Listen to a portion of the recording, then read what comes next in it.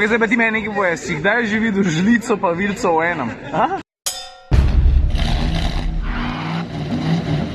Dobro jutro, a veš kam pa danes? V Bruselj. En avto nam bojo pokazali, pa ne samo to, še en drug experience bomo čez dali, za katerega pa še nisem 100% prepričan, kaj ne bi sploh bil. Ja, pa kjera znamka, to je tudi pomemben. Lexus.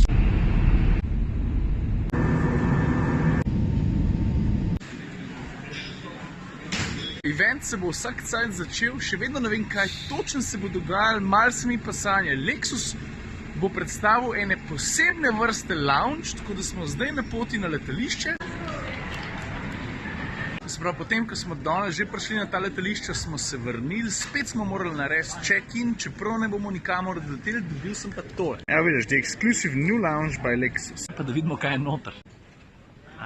Lounge, ki ga bojo danes pokazali, veš? A kva? Vse ne vem, bomo videli. Hello, please.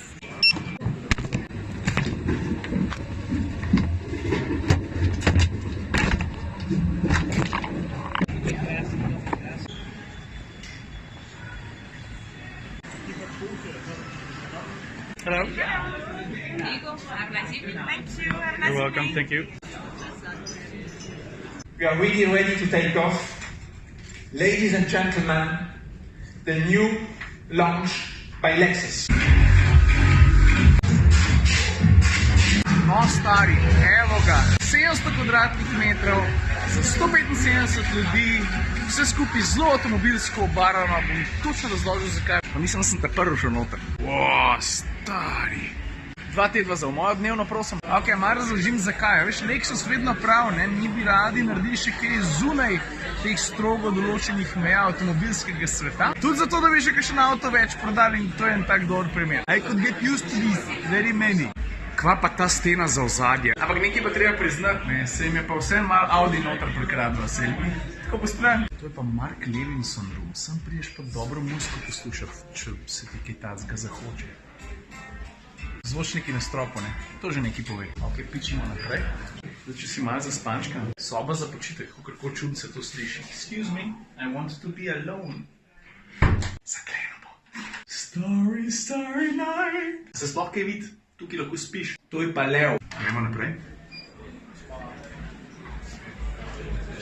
Tukaj se priješ pa malo zmasirati, da ćemo probati. Rad bi namer snemo, same preveč ruka. Ker imamo strah tega stola.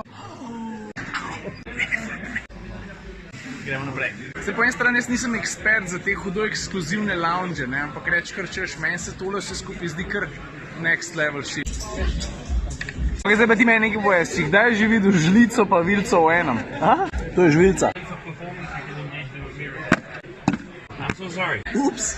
Ok, zdaj pa mislim, da je čas za avto, poslali so nas ven, so rekli, pejte na gate 42, po moje bomo videli ES. No, gate 42, pokaž, kaj skrivaš. Stari, a veš, kje smo? V enem ogromnem hangarju. Lej to za mano.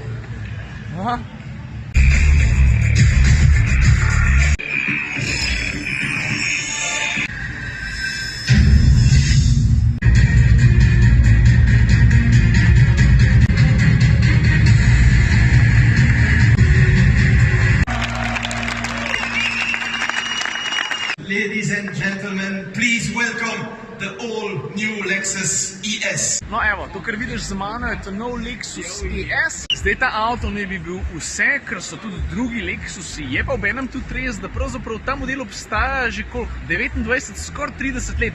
Da je tole že 7. generacija, ampak če dovoliš, v Evropi je novinc in jaz ga bom tako tudi jemal. Naj se dokaže. In v tem trenutku moram poudariti še eno stvar. Ne vem, če si ti to vedel, ne, ampak Lexusa GS ne bo več. Uradna predstavitev na evropskih cestah ne bi bila enkrat na koncu leta, kar pomeni, da bo verjetno takrat enkrat prišel tudi v Slovenijo. Pa da vidimo, kaj Lexus skupaj spravil. Zdaj pa caj, da se notro sedem, pa da vidim, kakšen je občutek.